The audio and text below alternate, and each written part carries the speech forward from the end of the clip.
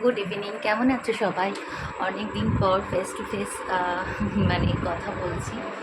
তো মানে রাজনীতি সন্ধ্যাবেলা পড়তে গেছে, আর আমি এখন একটুখানি কফি নিয়ে বসেছি।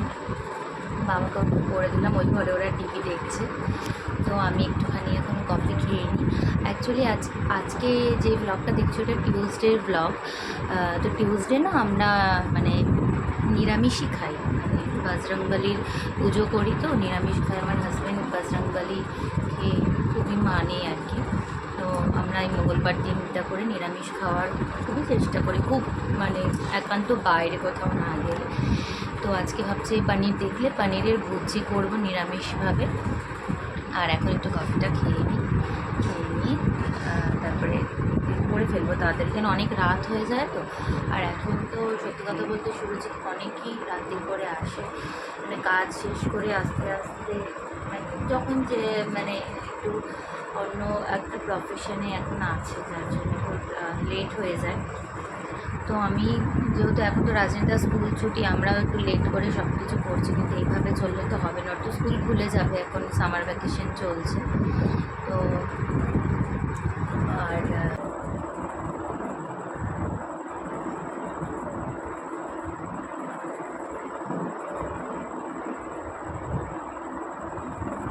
এই গরমে সবাই কেমন আছো সেটা বল। তাও আমার কেন জানি না মনে হচ্ছে, জানি না আমার সাথে অন্য সবার মতের হয়তো মিল থাকবে না। তো গত বছর গরম মানে যেরকম আমি মানে সকালে স্কুলে যে যেতাম, মানে প্রচণ্ড গরমে কষ্ট পেতাম, মানে অসুস্থ হয়ে পড়েছিলাম। মানে এত গরম গত বছরে, মানে হিউমিডিটিটা এত বেশি ছিল। এই বছরে কিন্তু মানে অবশ্যই রোদের তেজ আছে, প্রচণ্ডই গরম আছে, কিন্তু তাও মানে সেই গত বছরের পচা গরমটা এখনও মানে মানে পড়েনি, তবে পড়বে কিন্তু, মানে এখনও পড়েনি কিন্তু পড়বে। তো এই আজকে বিশেষ কিছু কাজ ছিল না সন্ধ্যাবেলা। আর কফির মধ্যে যেন তো আমার নেসকফিটাই বেশি ভালো লাগে, কেন জানি না। আমার মনে হয় ওটার মানে ওটার ফ্লেভারটাই না প্রচণ্ড। আমি একটু আসলে চাও কড়া খেতে পছন্দ করি, খুব লাইট, মানে চা আমি খেতে পারি না। মানে গ্রিন টি খুব একটা মানে খেতে পারি না, মানে মানে খেতে পারি না, মানে কেউ দিলে যে খাবো না, আমার কিন্তু খুব একটা কোনো কিছুতেই কোনো অসুবিধা নেই। মানে কারোর বাড়িতে গেলে আমার খুব কোনো সমস্যা হয় না, মানে যখন যেখানে অ্যাডজাস্টটা আমি খুবই তাড়াতাড়ি করতে পারি। কিন্তু আমি মানে যদি বলো পছন্দের, তাহলে আমি গ্রিন টিটা আমার ভালো লাগে না। আর চিনি দিয়ে চা খেয়ে অভ্যস্ত, তো এখনও পর্যন্ত চিনি দিয়েই চা খেতেই বেশি ভালো লাগে। তো ওর জন্য আমি ভালো লাগে না। তো আমারও এই জন্য নেসকফিটা না একটু কড়া, তো আমার ওইটাই বেশি ভালো লাগে। ব্রুয়ের থেকে আমার নেসকফিটাই বেশি ভালো লাগে, তো ওইটাই খাই। তো চলো, পনির ভুজির রেসিপিটা আমি শেয়ার করবো, তোমাদের ভালো লাগলে অবশ্যই কমেন্ট করে জানিও। দেখতে থাকো ব্লগটা। এখন কফি খাওয়ার পর চলে এসেছি রান্নাঘরে। আজকে তো বললামই মঙ্গলবার ছিল, আর বজরংবলির যেহেতু আমরা পালন করি এই দিনটা, তার জন্য আমরা পুরোভাবেই ভেজ খাওয়ার চেষ্টা করি। যদি না খুব মানে কোনো জায়গায় কোনো নিমন্ত্রণ পড়ে, তাও আমি চেষ্টা করি না খাওয়ার। তো আজকে পনির ভুজি বানাবো। দেখো এখানে ক্যাপসিকাম, আদা আর টমেটো নিয়ে নিয়েছি, মানে চপ করে নিয়েছি ছোট ছোট করে। আর পনিরটাকে দেখো, পনিরের যে আমুল পনিরের যে প্যাকেটটা হয়, আমি আজকে প্যাকেটের পনিরটা ইউজ করছি। আর কসুরি মেথি নিয়েছি, প্যাকেটের থেকে অল্প একটু লাগবে। এবারে কড়াইতে তোমার সাদা তেল দিয়ে গরম করে নেব, নিয়ে আর পনিরটাকে তোমরা চাইলে বড় যে ম্যাশারগুলো থাকে সেগুলোতেও গ্রেট করে নিতে পারো। আমি হাত দিয়েই মানে একটু গুঁড়ো করে নিয়েছি। তো সাদা তেল গরম করো, আর সাদা তেলটা একটু কম ছিল, এর জন্য আমি একটু সর্ষের তেলও দিয়েছি। তেলের ক্ষেত্রে খুব একটা কোনো সমস্যা হয় না। তো শুকনো লঙ্কা, তেজপাতা আর গোটা জিরে দিয়েছি। আমি একটা জিনিস দিতে ভুলে গেছি, সম্পূর্ণ নিরামিষভাবে তোমরা যদি উইদাউট মানে অনিয়ন গার্লিক করো না, তখন না তোমরা সেই ক্ষেত্রে হিং ফোড়ন দিতে পারো, যেটা আমি ভুলে গেছিলাম। তো আমি দিইনি, তাতেও কিন্তু খেতে ভালোই হয়েছিল। তো এই দেখো আদা কুচি আর কাঁচা লঙ্কা কুচিটা তেলের মধ্যে আমি ফোড়ন দিয়ে দিচ্ছি। কাঁচা লঙ্কাগুলো খুব একটা বেশি ঝাল না, যার জন্য আমি অনেকগুলোই দিয়েছি, কারণ রাজনীতা তো ঝাল খেতে পারে না, তোমরা হয়তো জানোই যারা ভিডিও দেখো। কিন্তু লঙ্কাগুলো আর এখন একটু একটু খেতে পারে দেখে দিলাম, টুকটাক খাবার খায়, তো ওই জন্যই আমি একবারে তেলে দিলে কি হয়, ঝালটা একটু ওঠে, না হলে না ঝাল একদমই ঝাল হয় না, তো খুবই মানে বাজে লাগে খেতে, অতটা টেস্ট লাগে না। তো এটাকে একটু হালকা ফ্রাই করে নেওয়ার পরে তারপরে ওই ক্যাপসিকাম আর পনির এবার দেখো তেলের মধ্যে কাঁচা লঙ্কা আর আদা কুচিটা তো দিয়ে দিয়েছি। এবার এটাকে ফ্রাই করব, মানে যতক্ষণ না এর ফ্লেভারটা তেলের মধ্যে একটু ইনহ্যান্স হয়। তো এরপর দেখো ক্যাপসিকাম কুচিটা দিয়ে দিচ্ছি, দিয়ে এটা হালকা মতন একটুখানি ফ্রাই করে নেওয়ার পরে তারপরে কিন্তু আমি টমেটোটা দেব।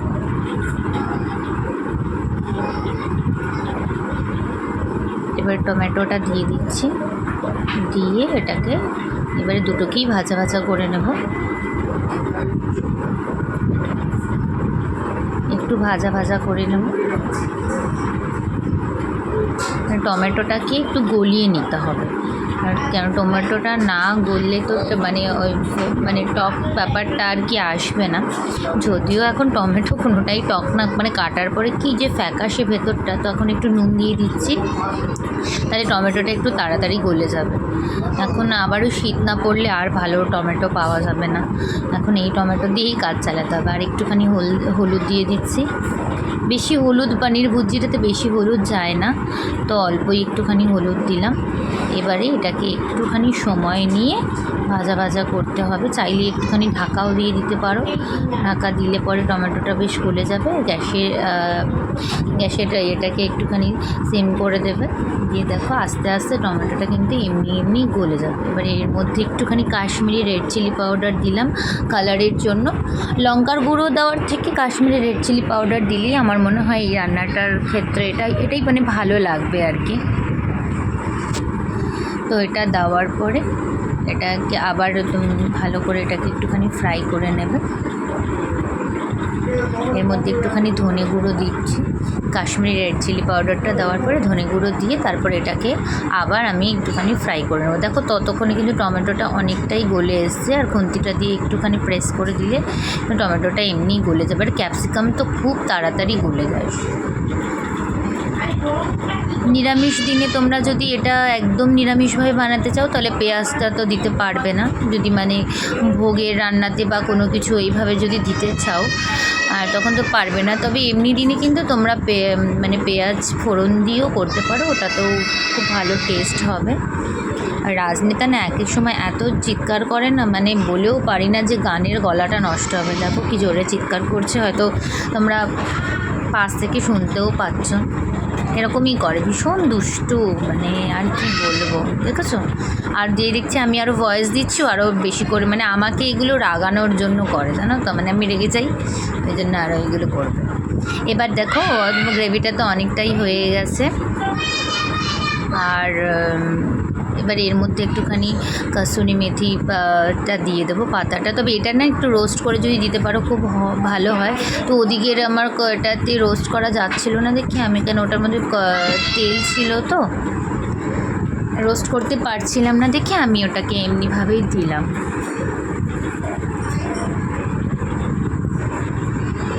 তো দেখো এবারে গ্রেভিটা কিন্তু একদম ভালো মতন হয়ে এসছে। এবারে পনিরটা পুরোটাই দিয়ে দিলাম, পনিরটা পুরো দিয়ে ভালো করে আমি এটাকে মিশিয়ে নেব। আর এই রান্নাটায় কিন্তু তোমরা মানে গরম জলটাই ব্যবহার করো, উষ্ণ গরম জল দিও, তার কারণ দিও না, মানে ঠান্ডা জলটা দিলে না পনিরের টেস্টটা মানে অতটা ভালো লাগবে না।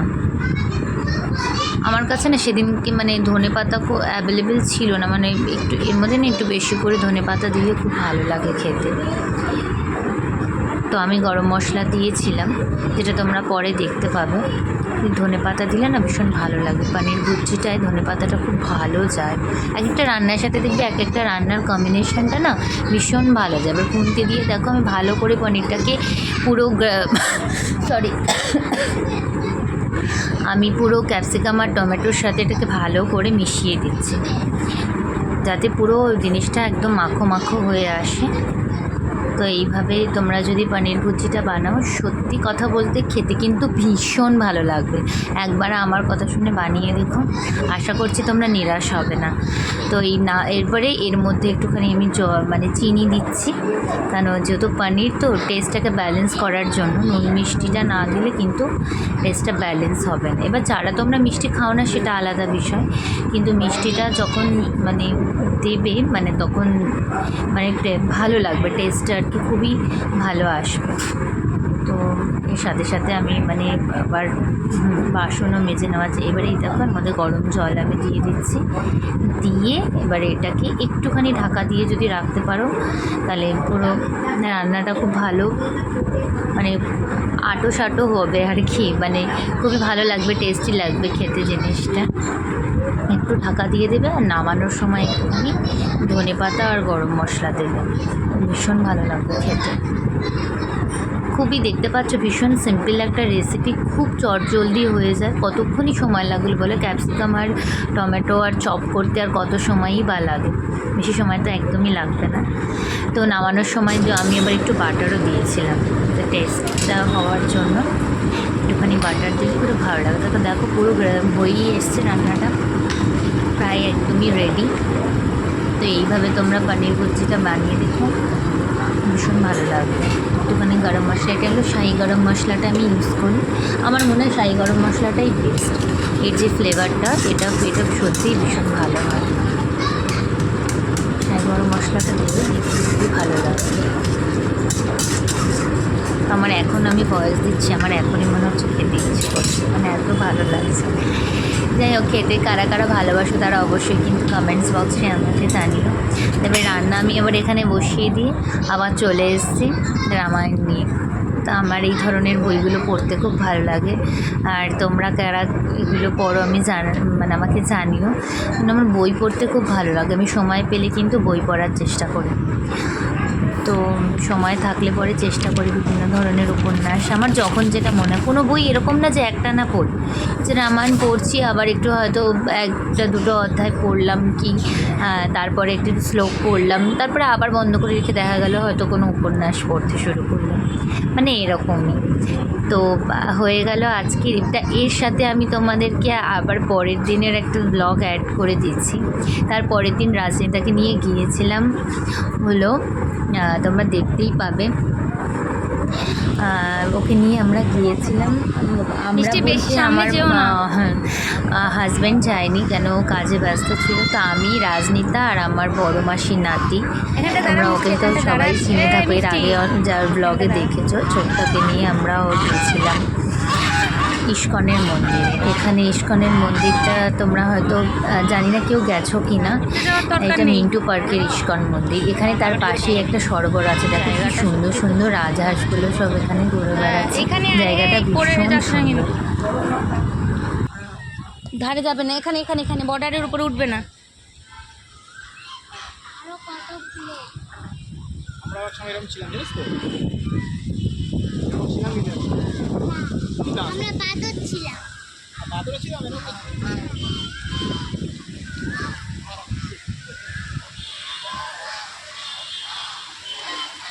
এই কি ছাতা আছে আমার কাছে, আয় মন্দির।